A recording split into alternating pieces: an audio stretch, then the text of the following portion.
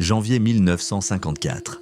L'aéroport international de Tokyo Haneda. L'air est froid et les néons des couloirs illuminent une nation qui se hâte vers son avenir. Au poste de contrôle, l'ambiance est méthodique. Les passeports et les visas sont des outils de validation du monde. Puis arrive cet homme. Il est distingué, son costume gris est impeccable, mais son visage trahit une longue fatigue. Il tend son passeport à l'officier de la douane. C'est à cet instant précis que la réalité, pour l'officier, semble se briser en 1000 morceaux. Le document est impeccable, le papier, les filigranes, tout est conforme aux standards internationaux de l'époque, sauf une chose, le nom du pays d'origine, inscrit en lettres majuscules T-A-U-R-E-D, Tored. L'officier vérifie, frotte l'encre, consulte ses listes d'ambassades et ses atlas. Rien, le nom n'existe pas. Il demande à son supérieur, même incompréhension. Un nom inconnu, zéro référence dans le monde connu. L'homme est immédiatement escorté dans une salle d'examen secondaire. L'interrogatoire commence. L'homme s'identifie sans la moindre hésitation comme citoyen de Tored. Il parle plusieurs langues, japonais, anglais, français, allemand, avec une aisance qui prouve une éducation et une histoire globale. Il insiste, Tored est son pays. Les agents pensent d'abord à une plaisanterie complexe, une tentative d'immigration illégale sophistiquée. Mais l'homme ne sourit pas. Il est calme, mesuré, seulement troublé par leur ignorance. Les agents étalent les cartes, on lui demande de montrer où se trouve Tored. L'homme prend un stylo et pointe le doigt sur la principauté d'Andorre, nichée dans les Pyrénées, entre la France et l'Espagne. Les agents confirment, c'est Andorre. L'homme secoue la tête, le désarroi montant légèrement dans son regard. Il leur explique que leur carte est erronée. Son pays, Tored, existe sur ce territoire depuis plus de 1000 ans.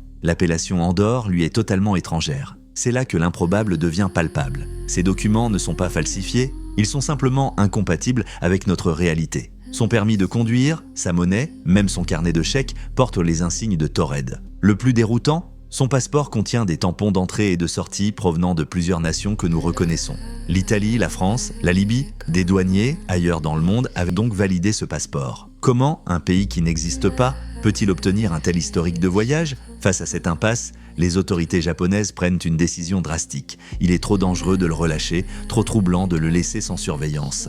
L'homme est logé dans une chambre d'hôtel avoisinante sous la garde permanente de 2 agents des douanes. L'endroit est choisi pour sa sécurité. Un étage élevé, une porte surveillée 24 heures sur 24, des fenêtres ne donnant sur aucun balcon et verrouillées de l'intérieur. L'homme de Tored passe la nuit en détention. Il est seul, entouré par le silence lourd d'une ville étrangère et la conviction que le monde entier s'est mis à délirer. Le matin, l'aube se lève sur Tokyo, les gardes se préparent à le récupérer pour une nouvelle série de questions, plus précises, plus invasives. Il frappe, aucune réponse, il frappe plus fort, silence. Ils ouvrent la porte, la chambre est vide, le choc est immédiat, les draps sont tirés. La petite valise de l'homme, contenant ses vêtements et ses documents étranges, est posée sur la table. Ses affaires personnelles, y compris le passeport de Tored, sont là. Mais l'homme s'est volatilisé. Les gardes sont formels, ils n'ont pas bougé de leur poste, ils n'ont vu personne entrer ni sortir. La porte est restée sous surveillance constante. Les fenêtres de la chambre étaient fermées à clé de l'intérieur et la hauteur rendait toute évasion par la façade physiquement impossible. Aucune issue secrète, aucun tunnel. L'homme de Tored a tout simplement disparu.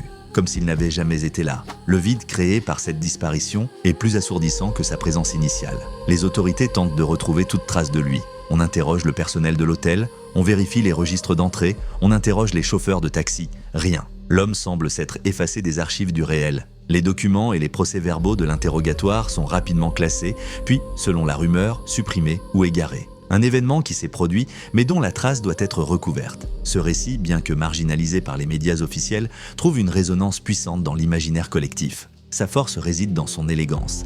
Un homme apparaît, change les règles de la géographie, puis disparaît sans aucune aide humaine. Les hypothèses inquiétantes? Puisque le réel a échoué à fournir une explication, c'est l'extraordinaire qui prend le relais. Plusieurs théories, toutes plus vertigineuses les unes que les autres, tentent d'expliquer ce bug dans la réalité. La brèche interdimensionnelle, l'égaré du multivers. Cette théorie affirme que l'homme de Tored n'était pas un menteur, mais une victime d'un phénomène de glissement quantique ou d'une brèche dimensionnelle.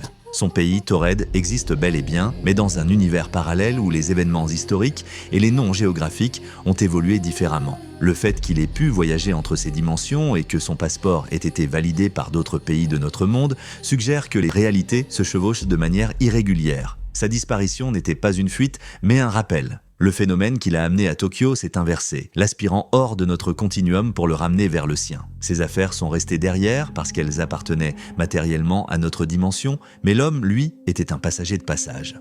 le programme d'expérimentation temporelle, l'agent infiltré. Une autre théorie, plus froide, le dépeint comme un sujet ou un agent d'une organisation ultra-secrète impliqué dans la manipulation de l'espace-temps. Taured ne serait qu'un code ou un indicateur pour masquer sa véritable origine. L'homme aurait été délibérément envoyé à Tokyo, peut-être pour tester la réaction d'une nation en reconstruction ou simplement pour vérifier si un passeport d'un monde non existant pouvait être validé sur la chaîne logistique mondiale. Une fois son objectif atteint, ou une fois qu'il était trop près d'être découvert, il aurait été extrait par des moyens technologiques inconnus, peut-être un système de téléportation furtive ou une technologie de phase qui lui aurait permis de traverser les murs. Sa disparition est alors la preuve de la réussite d'un programme secret. La correction d'anomalies, le réparateur du récit. Cette hypothèse est la plus troublante. L'homme de Taured n'aurait pas été envoyé dans notre réalité pour y rester, mais pour corriger une erreur, un désalignement, un dysfonctionnement dans les fils du temps. Son apparition à Tokyo n'était pas son but, mais un point de défaillance. Ces 350 millions de dollars n'étaient pas pour lui,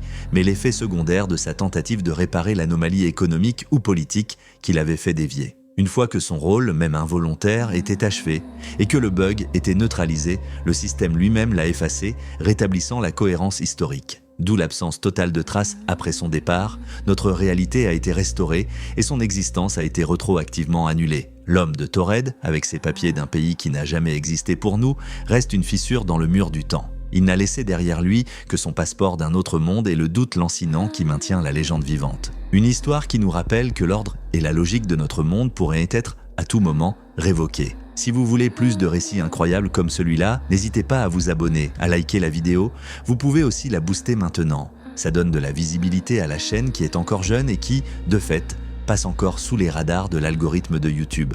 On a un Tipeee en description si vous souhaitez nous aider financièrement. À bientôt sur les récits interdits pour une prochaine vidéo.